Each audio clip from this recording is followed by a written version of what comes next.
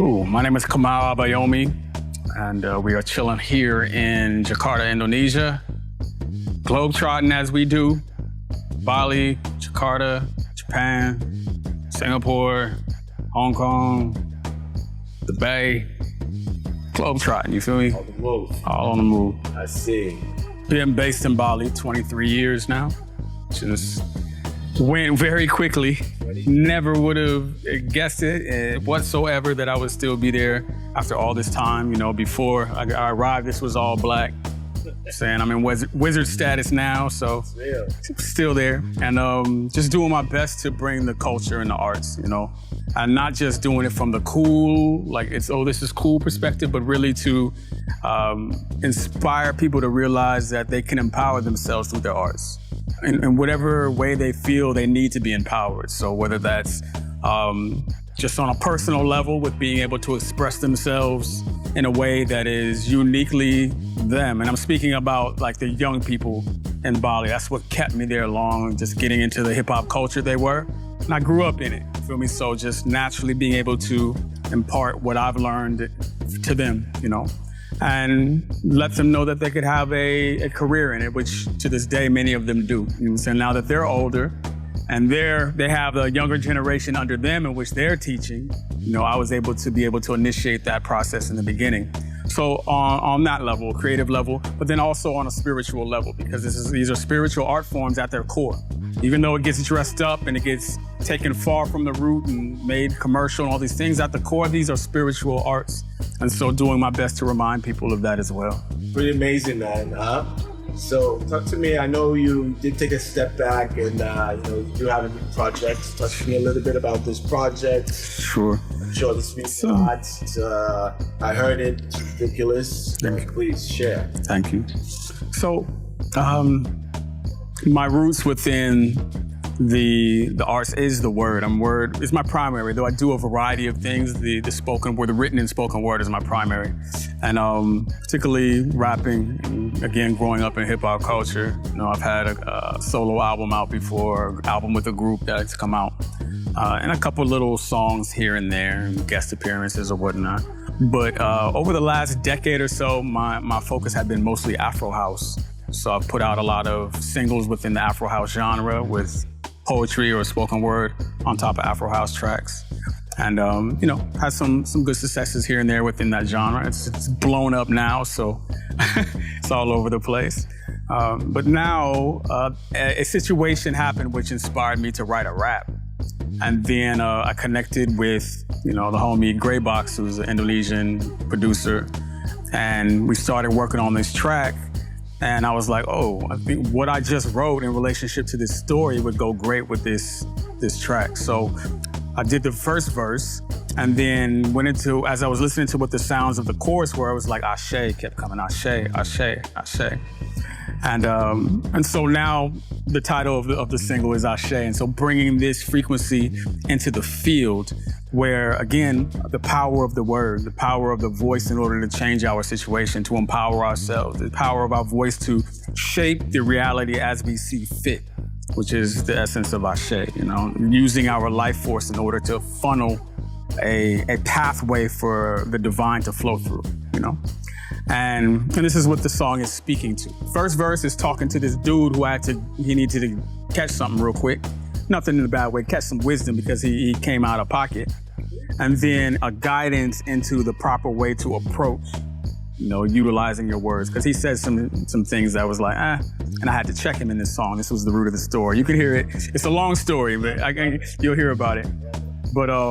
But it inspired that. And so when it was time to do the chorus, Ashe, and then when I wrote the second verse, it's about, okay, what is the reality that we want to manifest? You know, we could talk about the problems in the world all day, what's happening, and there's many as we see. And it's getting more and more is coming out about how deep and horrific the situation is. At the same time, we do have the power to change it if we can direct the focus properly and the energy properly. And so Ashe is speaking to that. So we have 4 different versions of the song so far, right? So far, emphasis on so far. Yeah, I saw the original and some remixes. Right, so there's the original version, which is the it's weird to try to put it in one box of a genre because it really is not one genre. It's literally just Afro-diasporic music. There's elements of hip hop, there's elements of Afro beats, there's elements of Afro house, elements of dance hall, elements of dub, reggae. All of this is dance. It's just dance, soulful. It's all of that. So it's hard to say, oh, it's just this. Anyhow, there's that version. Then there is a definitive house version, a deep house version. And then there's an affirmative mix, or an affirmation mix, where it's not a rap oriented, and I put a specific kind of affirmative chorus within the chorus. And so there's that version, and then there is another version which is like Afro-Asiatic spiritual house. this fusion. And then the intent is also to give producers the acapella to let them create with it as well. Feel me? So to be able to, whatever is coming through, with whatever you're inspired by, whatever aspects of the lyrics you're being inspired by, you can create from that space. And so I'm, at a certain time coming in the future, saying, okay, producers, have at it. What do you want to produce musically based on these lyrics? How does the lyrics speak to you, and what music do you want to surround to give a home to the lyrics? Right, exactly, because again, it's, we are in a modern age where so many people can just, particularly what DJ says, you can pull out stems and create your own mixes. So I'm saying here, create your own mix with some content, with something that means something, with some lyrics that have substance and a focus. The gumbo. For sure. So this project is not only just the music, right? It is meant to inspire a conversation, because the subject matter being spoken to is worthy of discussion. The first verse, in dealing with a situation where someone is utilizing Africa, because this white man who traveled to Africa, utilizing his experience to sell a project, but not giving proper respect to the places and the people he actually went and said he connected with, but wanting to capitalize on, being there to his audience. Oh, Mama Africa, right? That's why I have the line, oh, Mama Africa, but what did your daddy say? What your granddaddy say? What your great-granddaddy say, right? So no exploitation. So this conversation about how do people really, because again, it's music, and music, everybody has access to it. We were just speaking to that, right? Music, everyone has access to it. But we want to enter cultural music with respect, particularly for the people who grew up in these arts and who live with it and live it. And when they create, they're coming from within to out. It's not like, oh, let me look at that or listen to that and then just copy it. It's like, nah, my experience of life has created this music. So if you're going to come into this culture and and it's great, you're welcome to. But if you're gonna come in, you gotta come in with respect, And if you're not gonna do that, then what are you doing? So why are we here? So sparking this conversation so that can take place. That's one aspect. And then again, there's the second verse where I speak to, the new reality of things, the new spiritual expression, right? Spirit is timeless, soul is timeless. How is it expressing in this day and age where we have technology taking over so much? How can we maintain the essence of who we are, allow that to come forth? Utilize the tools. I'm not anti, but utilizing it where it doesn't defeat the soul, doesn't eclipse the soul, and the soul can come out even further. So having this type of discussion, so it's meant to do that. So when I travel and when I do performances, I enjoy discussions after performances. I enjoy having a workshop the next day to speak to people about the principles being spoken in the song. So it's not just the music. It's the workshop. And you're talking about energy. You're talking about being in tune with the cycles in your song. What does that mean? How do we do that? Here's how you do it. Love it. These are practices you can do on a daily basis to harmonize and balance yourself. Like really taking the music as a foundation in order to actually learn and practically apply principles in your life. Amazing. Phenomenal. Talk to me about what Bali how that has shaped you. 23 years. I'm 30. You got me beat by 10 years. 13. Sure. So geez. Talk to me about how that if it has it all. As a black man in Bali, we don't want to get into all the nuances, but no doubt. In general, no doubt. It's a beautiful question because even prior to coming to Bali, like I've been on this, I've been studying self, learning about self. Is actually what brought me to Bali. the pathway of spirituality is one of conscious focus on why am I doing this? Where is it leading? Am I growing from it? What is it inside of myself that I need to learn in order to further expand, further grow as a human being, and then to be able to contribute to other people properly? So Bali provides this because Bali is a culture, Balinese culture is 100% connected with spirituality. There's no divorce. There's no, okay, on this day is the only day we practice our spirituality and all the other days are just whatever, go get your money, whatever. No.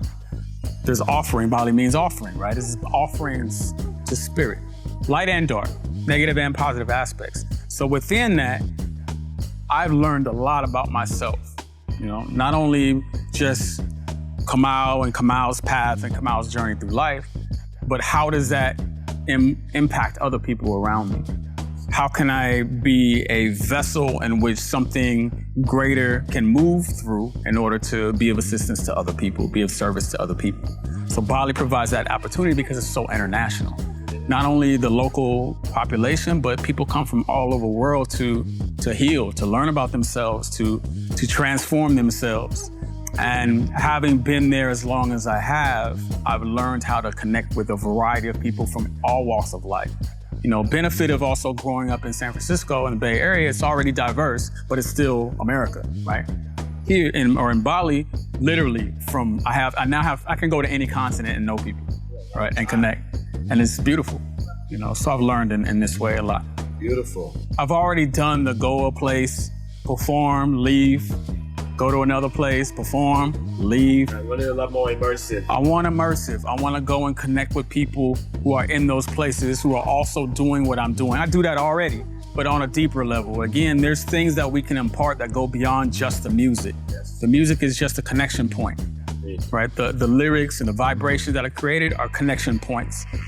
The energy generated has to translate into practical application in daily life when we're not directly creating music.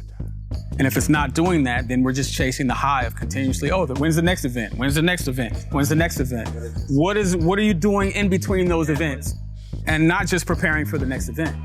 It's like, okay, wow, I went to listen to an artist and they moved me to look at myself on a spiritual level, whatever that means for you. Perhaps it means, man, I just need to go get quiet for a little bit. Then go get quiet and allow life to speak to you in that silence. And from that silence, bringing out something that can be a benefit to self and to others. So when the next event happens, then there's more of a magnetized energy, which then amplifies, which then can change the frequency of the environment. Even if people weren't even directly at the event, they're still feeling the effects of it just by being in proximity to it. Right? That's how it expands. If it's only about the event, then it will just cyclical. It's just chasing a high. But if it's about the transformation of consciousness, then it will expand. And even when we just chilling, all of a sudden magic is happening, music is happening at all times. There's music anytime synchronistic meetings occur. For synchronistic meetings to occur, we gotta be able to travel and be outside of our own comfort zones, be outside of our everyday that we see the patterns. Stepping out of the pattern is what allows the soul to expand. And so this is a catalyst for that.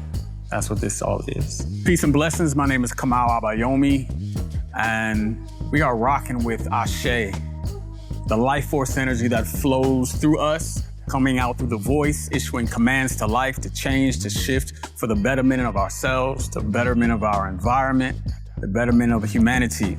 That's what this project is about. It is out now on Bandcamp, will be on all platforms soon, with the exception, I'm sorry, of Spotify. And yeah, you can study why. But we're rocking with it. It's good music for you to uplift your mind, your body, your spirit. And this is what we're coming with. And how we do it? By globetrotting. So rocking with the Globetrotters. Always, shout out to the homie Kennedy. Shout out to Jakarta. Shout out to the world. All over, we moving it. Keeping it going. Peace.